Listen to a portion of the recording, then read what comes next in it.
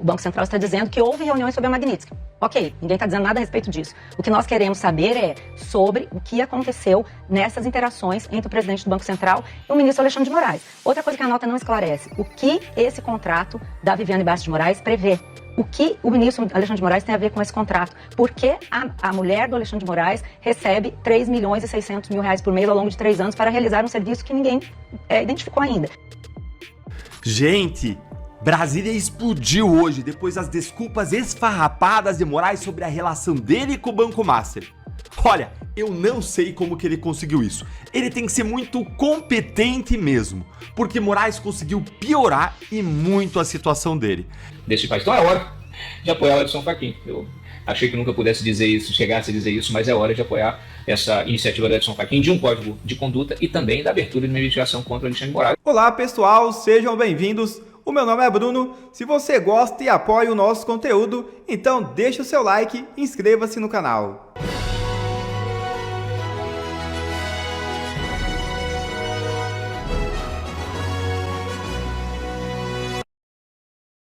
A coisa fedeu para Alexandre de Moraes. Ao vivo no UOL, jurista diz que STF está com a imagem de puteiro. É isso mesmo. O jurista Walter Maerovitch soltou o verbo ao ser questionado sobre a possibilidade de impeachment de Alexandre de Moraes. Ao vivo no portal UOL, ele afirmou com todas as letras que o STF não pode ficar com a imagem de puteiro. E não acaba por aí. Jornalista da Globo dobra a aposta e desmente Moraes ao vivo na Globo News. É isso mesmo.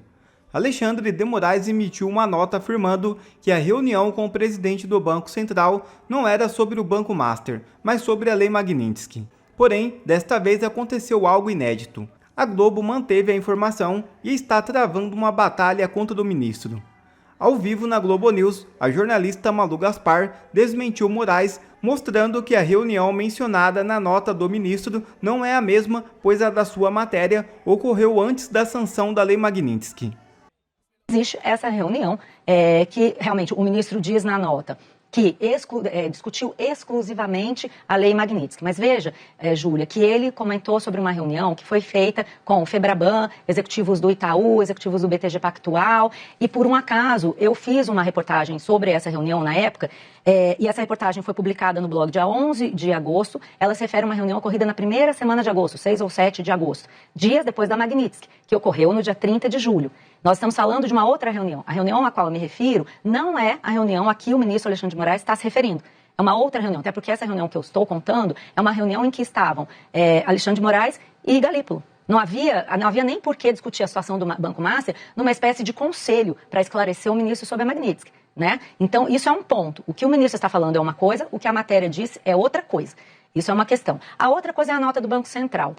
O Banco Central tem uma nota de 1 linha e meia dizendo que confirma reuniões sobre a Magnitsky. Não informa quais foram as datas, quantas reuniões foram elas e nem nega que tenha sido discutida a questão do Banco Master. Pelo contrário, Júlio, o que a gente viu nos últimos dias foram diversas reportagens, uma delas inclusive dizendo que o presidente do Banco Central nega em off ter recebido pressão. Nega em off. O que é nega em off para o nosso assinante entender? Ele procura um jornalista e diz para o jornalista que não aconteceu pressão, mas não quer que digam que foi ele que falou isso. Não dá para entender. Se não existiu pressão, basta o presidente do Banco Central dizer não houve pressão. Mas não é isso que o Banco Central está dizendo. O Banco Central está dizendo que houve reuniões sobre a Magnitsky. Ok, ninguém está dizendo nada a respeito disso. O que nós queremos saber é sobre o que aconteceu nessas interações entre o presidente do Banco Central e o ministro Alexandre de Moraes. Outra coisa que a nota não esclarece, o que esse contrato da Viviane Bastos de Moraes prevê. O que o ministro Alexandre de Moraes tem a ver com esse contrato? Por que a mulher do Alexandre de Moraes recebe 3 milhões e 600 mil reais por mês ao longo de 3 anos para realizar um serviço que ninguém identificou ainda? Essas questões continuam pendentes. Então, isso é importante que seja esclarecido. Isso ainda não foi esclarecido e acho que a gente tem que, como jornalista, continuar cobrando, já que nós acabamos de discutir aí toda essa questão de código de conduta. Gente, Brasília explodiu hoje depois das desculpas esfarrapadas de Moraes sobre a relação dele com o Banco Master. Olha, eu não sei como que ele conseguiu isso. Ele tem que ser muito competente mesmo, porque Moraes conseguiu piorar e muito a situação dele. Teve uma série de reações em Brasília detonando o ministro.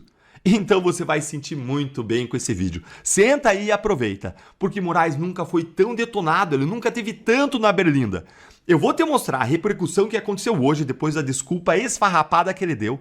Vou te mostrar como que a reação já vinha crescendo, escalando desde ontem e o que está por vir nos próximos dias. O que aguarda o ministro Alexandre de Moraes. Então, vamos direto ao ponto. Gente, a repercussão da notinha do Moraes hoje foi a pior possível. No vídeo anterior que eu fiz aqui no canal, eu mostrei a notinha em que o ministro disse que nas reuniões suas com o Banco Central, ele falou exclusivamente sobre a Magnitsky. Mas o ministro não negou ter falado sobre o Master em ligações, em mensagens e em outros encontros com o Banco Central.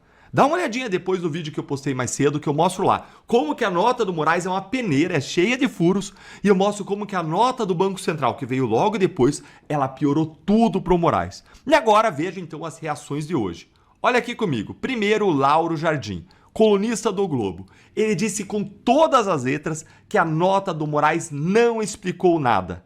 Ele disse que Moraes tergiversou, ou seja, ele saiu pela tangente. Ele não respondeu diretamente à questão fundamental que é: Moraes falou ou não falou com Galípolo sobre o Master?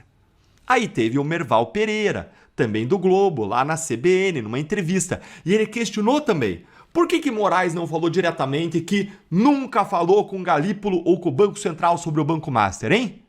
Merval disse com todas as letras que o ministro está fugindo do assunto. O perfil The Investor, ele mostrou como que a gente se sente com isso. Ele fez uma leitura perfeita do que aconteceu, da sensação que a nota do Moraes gerou em todos nós. Que é a sensação de que o Moraes ele quer nos engambelar.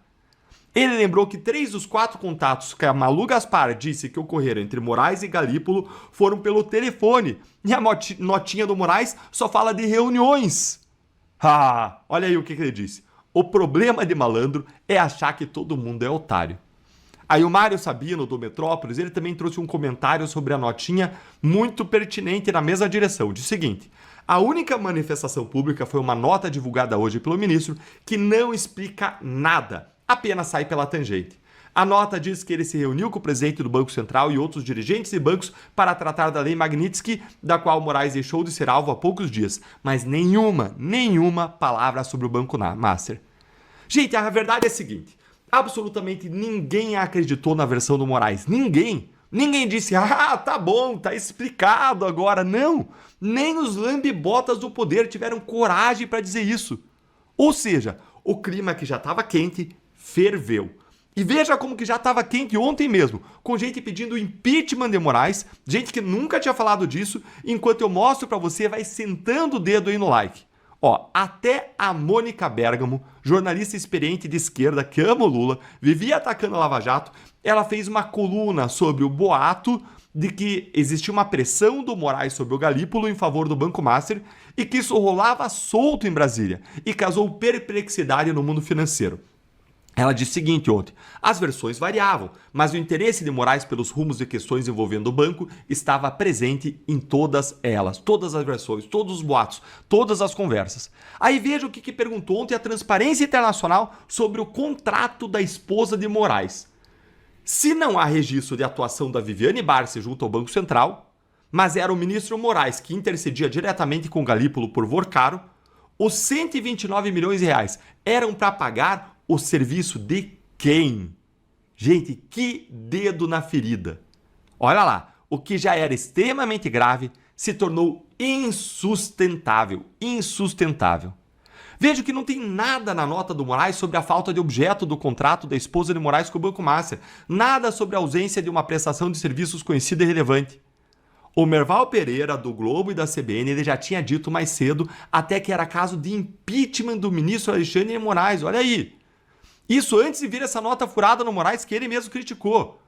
Até um jurista bem comedido, Walter Majorovic, ele já tinha dito que houve nitidamente um indício de crime nessa situação do Moraes. Olha aqui, Majorovic vê notícia de crime em relato sobre Moraes e o Banco Master e cobra apuração.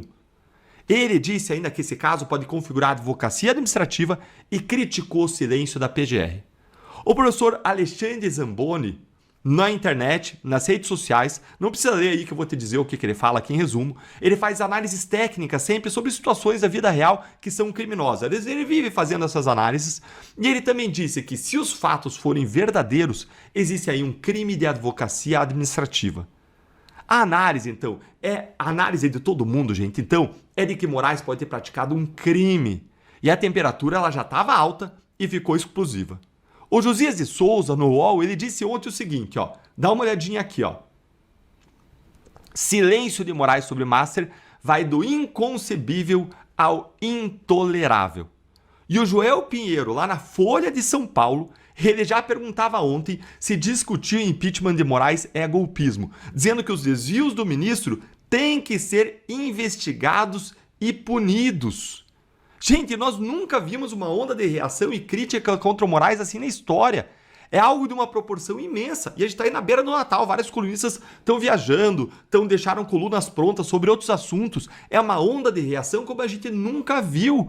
E isso está saindo do controle do STF. E a questão que fica é, o que vai acontecer agora?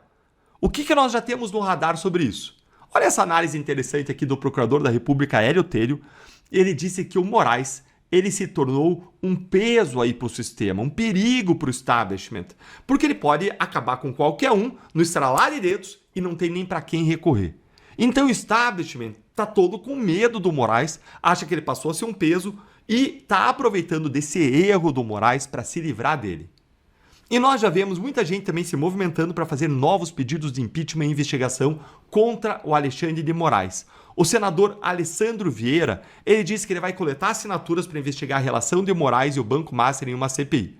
O deputado Carlos Gilberto, do PL, ele anunciou, líder da oposição, ele anunciou que a direita vai entrar com um novo pedido de impeachment do ministro Alexandre de Moraes. Depois desse escândalo todo do Banco Master, envolvendo escritórios de familiares de ministros, começa a surgir uma solução mágica, vinda da velha mídia e dos ministros, ou de parte dos ministros do STF. Um código de conduta, um código de ética do STF, um freio de arrumação. Eu vou te contar por que essa história não é verdadeira, o que está por trás disso e como isso pode te prejudicar. Bom, a gente tem visto, a Globo News tem falado de um freio de arrumação, o ministro Fachin tem promovido a ideia de um código de conduta. Já contei aqui algumas vezes que, passado o julgamento do 8 de janeiro, o Supremo ia voltar ali para as suas ilhas, né? Cada ministro tem a sua posição, cada ministro tem a sua avaliação sobre temas diversos. O caso do Código de Conduta do ministro Fachin, a proposta, expôs as divergências nos bastidores e agora de forma pública também a gente vem acompanhando algumas declarações como a do ministro Gilmar Mendes. Passado o 8 de janeiro, o Supremo não só tem essas divergências, como você vai ter uma cobrança nos bastidores, e eu tenho ouvido isso nas minhas apurações, para ter uma espécie de freio de arrumação em todos esses casos que a gente está acompanhando. No caso específico do caso Master, envolvendo o ministro Toffoli, a revelação do jatinho com o advogado de um dos envolvidos, e também no caso do contrato da esposa do ministro Alexandre de Moraes, principalmente em relação ao contrato, o que eu mais escuto de diferentes ministros da corte é de que gera um constrangimento o fato de que não tinha um objeto definido, como a gente viu na revelação até aqui do jornal o Globo, de que ninguém explica exatamente o que era para fazer com aquele contrato, com aquele valor, e ministros da corte nos bastidores estão se dizendo constrangidos e acham que isso sim dificulta limpar a imagem do Supremo, remover esse desgaste que a gente vem acompanhando já há algum tempo e a corte no centro, no olho do furacão. Qual que é essa cobrança? Aqui tem uma explicação. Hoje a gente viu essa explicação sobre as reuniões, de que seria a Magnitsky,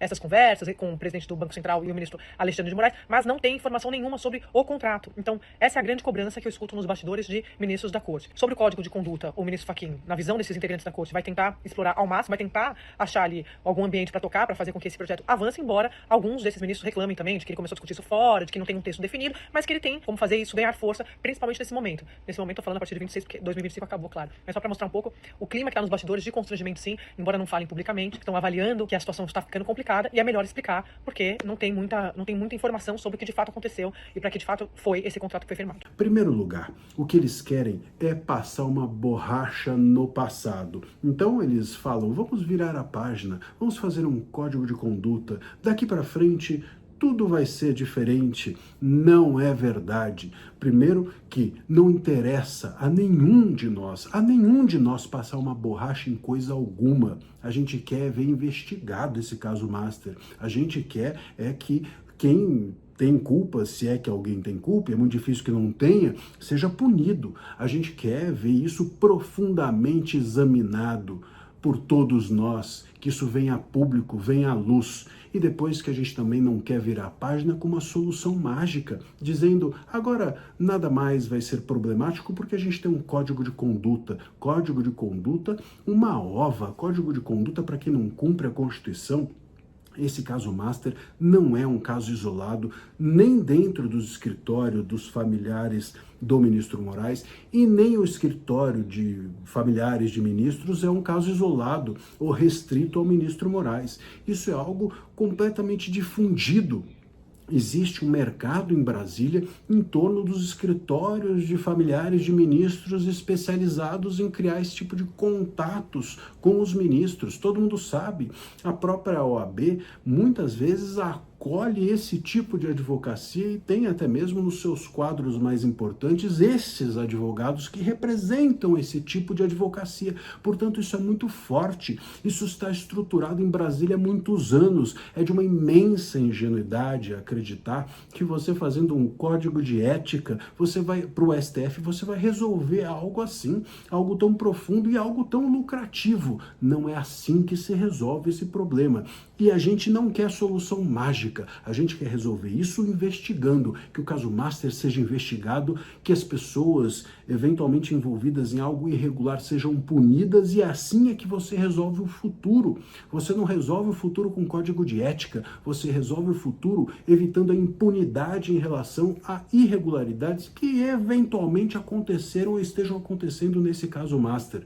E esse é o grande problema. Ao dizer nós temos agora a solução, o código de ética, que é algo que a velha mídia junto do STF está promovendo.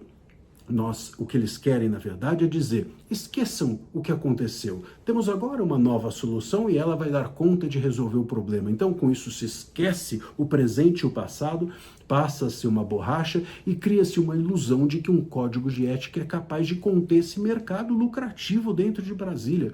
Isso é um absurdo, isso é nos fazer de bobos, isso é nos fazer de tolos. E isso a gente não quer. Então, cuidado com essa história de código de conduta vai resolver tudo, porque vai resolver tudo para eles. Mas o que soluciona para eles não é o que soluciona para nós. E a gente precisa ficar atento a isso. Olha, se a reportagem da Malu Gaspar no Globo estiver certa, significa que Alexandre Moraes tentou atuar lá no Banco Central em benefício do Banco Master do Daniel Worcado. Ah, Cláudio, tudo bem? Não, tudo mal, né? Porque, efetivamente, se o ministro fez isso, e segundo ela, ele fez pelo menos 5 vezes, 4 ligações e uma presencialmente, defendendo aquele negócio do BRB, né, com o Master, significa que ele atuou não por voluntarismo, né, até porque o que um ministro do Supremo teria, né, de interesse numa operação entre dois bancos, né, como aconteceu lá com o Master, não havia inclusive nenhuma investigação do Supremo, não havia nada, não tinha nenhum motivo para atuar que não fosse aquele da representação do escritório da sua mulher. Ou seja, a Viviane Bacia, a gente sabe hoje, ela fechou um contrato, e as cláusulas desse contrato hoje são públicas, de 129 milhões de reais com o Master, para defender o Master em vários órgãos federais, né, inclusive no Banco Central. E aí, eis que, de repente, não é ela que aparece, né, tentando conversar com o Galípolo, com o presidente do Banco Central, ou com algum diretor do Banco Central, não é ela que aparece em audiências, em pedidos, né, de agenda com autoridades do Banco Central. É o seu marido, ministro do Supremo. Bom, se isso tiver certo, significa que o Alexandre Moraes ele praticou crime, né? Quais crimes? Nós temos vários aí, desde advocacia administrativa, tráfico de influência, exploração de prestígio, corrupção passiva, organização criminosa, tudo isso. Tá? Eu escrevi inclusive um artigo que está no site, eu recomendo a leitura a todos. Se for isso mesmo, eu diria que é algo de proporções épicas, é um escândalo de proporções épicas, tá? Até para os padrões do Supremo. Significa que o Edson Fachin hoje tem uma oportunidade de ouro para fazer avançar o tal do código de ética, código de conduta de ética que ele está querendo aprovar para os ministros do Supremo. Nada disso teria acontecido se em 2023 o próprio STF não tivesse derrubado, tornado ilegal, né, o inciso 8º do artigo 144 do CPC, que restringia a atuação de ministros em casos onde ele tivesse algum parente ou familiar atuando lá no Supremo. Né? Aquela decisão foi absurda, foi um libera geral e contou com o apoio do relator, era o Gilmar Mendes, uma tese estapafúrdia dele, uma tese despudorada, eu diria, né, dizendo que não havia como o ministro saber quais eram os clientes na carteira do escritório de advocacia, então isso era inviável, ou seja, a aplicação da lei era inviável. Quer dizer, uma justificativa despudorada, constrangedora, eu diria, do ponto não só jurídico, do ponto de vista também moral, mas que foi seguida por Dias Toffoli, Cristiano Zanin, até aí tudo bem, nenhuma surpresa, mas também por Luiz Fux, Nunes Marques e André Mendonça. Sabe quem foi contra essa decisão do STF? Além do próprio Edson Fachin, a Carmen Lúcia, o Barroso e a Rosa Weber. Rosa Weber, vocês sabem, se aposentou, no lugar dela entrou o Flávio Dino. O Flávio Dino tem se manifestado publicamente contra, inclusive, nepotismo dentro do tribunal, contra a atuação de familiares, de parentes, então me parece que, se ele mantiver a coerência, ele poderia até, inclusive, ser escolhido aí relator de uma investigação contra o Moraes lá no Supremo. Quem tem o poder de abrir uma investigação hoje contra o Alexandre Moraes? O próprio Edson Fachin, presidente da corte. A pedido de quem? A pedido da PGR, do Paulo Gonet. Resta saber se o Paulo Gonet terá coragem, terá estatura moral para fazê-lo. Então, assim, além da questão do código de ética, nós temos aí a possibilidade realmente que o Edson Fachin possa abrir uma investigação contra o Alexandre de Moraes. Claro, isso é impossível, isso não vai acontecer. Não sei, já vi muita coisa que parecia impossível acabar acontecendo, porque a dinâmica do poder muda, tá? E o que o Alexandre de Moraes, a forma como o Alexandre de Moraes está expondo, está deixando expostos os demais ministros também, torna tudo muito constrangedor e coloca em risco interesses, muitas vezes, pessoais desses ministros. Na verdade, o Edson Fachin tem a chance de resgatar um pouco da moralidade suprema. Tem a chance de cortar na própria carne e impedir uma metástase, né, e a própria morte da justiça, porque nunca se viu, eu converso com muitos advogados, com gente da própria corte, de outros tribunais. A gente no STJ tem visto aí uma investigação sobre venda de sentenças. Tribunais regionais no país também sofrendo o mesmo problema. Então é preciso realmente que haja um ponto de inflexão. Então esse caso do Alexandre de Moraes tem tudo para ser um Linden case, né? Um caso paradigmático, aquele que vai mudar, que vai virar a página, né? Que vai virar a página da justiça desse país. Então é hora de apoiar o Edson Fachin. Eu achei que nunca pudesse dizer isso, chegasse a dizer isso, mas é hora de apoiar essa iniciativa do Edson Fachin de um código de conduta e também da abertura de uma investigação contra o Alexandre de Moraes. A menos que o Alexandre de Moraes prove que tudo isso é uma mentira do Globo. Será? Ele está em silêncio até agora. Então a gente só pode lidar com o silêncio do Alexandre de Moraes, o silêncio da Viviane, o silêncio do Master e com as informações que vão surgindo, que vão sendo expostas a cada reportagem. O Galípolo, dias atrás, ele está sendo convocado, né, para prestar informações, não só ao TCU, mas também ao próprio STF. Lá tem o Dias Toffoli como relator, né, mas o Galípolo foi questionado sobre isso e disse à imprensa dias atrás que tem todas as iniciativas, as ações tomadas por terceiros junto ao Banco Central em benefício do Master, ele tem tudo isso registrado, tá? Isso é muito contundente, tá? Porque significa que ele poderia ter, sim, as provas desta atuação do Moraes. Talvez isso justifique o silêncio do Moraes. Porque se ele amanhã diz que nada fez, o Galípolo no dia seguinte vem e mostra que fez, de repente gravou as ligações, de repente registrou em ata, algo assim, aí a desmoralização será completa. O fato é que nós sabemos que o Moraes, nos últimos anos, usou a pauta antibolsonarista, né, para se fortalecer. Se tornou o ministro mais poderoso da República e talvez a autoridade mais poderosa já registrada, que a gente já tem a notícia da nossa República. Ele, de fato, extrapolou todos os limites e a gente sabe que o poder absoluto corrompe absolutamente. Me parece que Moraes se deixou corromper absolutamente. E é isso, é hora de agir, é hora de virar essa página. Vamos ver se haverá coragem institucional. Me parece que a mídia está compreendendo isso. Me parece que para a Faria Lima, né, de onde emana o poder econômico do país, me parece que também para ela, em função até de toda essa história do Master, também se coloca aí um novo cenário, novos ventos.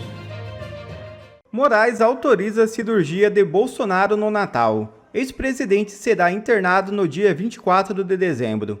É isso mesmo. O ministro do Supremo Tribunal Federal, Alexandre de Moraes, autorizou nesta terça-feira que o ex-presidente Jair Bolsonaro seja internado nesta quarta e faça uma cirurgia para tratar uma hérnia inguinal bilateral. Bolsonaro será internado no hospital da F-Star, que fica a menos de 3 quilômetros de onde o ex-presidente está preso desde 22 de novembro. Ainda não foi informado o horário da chegada do ex-chefe do executivo no hospital, nem do início do procedimento cirúrgico, previsto para ocorrer no dia 25, feriado de Natal. Moraes também permitiu que a ex-primeira-dama Michele Bolsonaro seja a acompanhante principal de Bolsonaro no período em que ele estiver no DF-Star. Deixo aqui boa sorte para Bolsonaro para que ocorra tudo bem em sua cirurgia.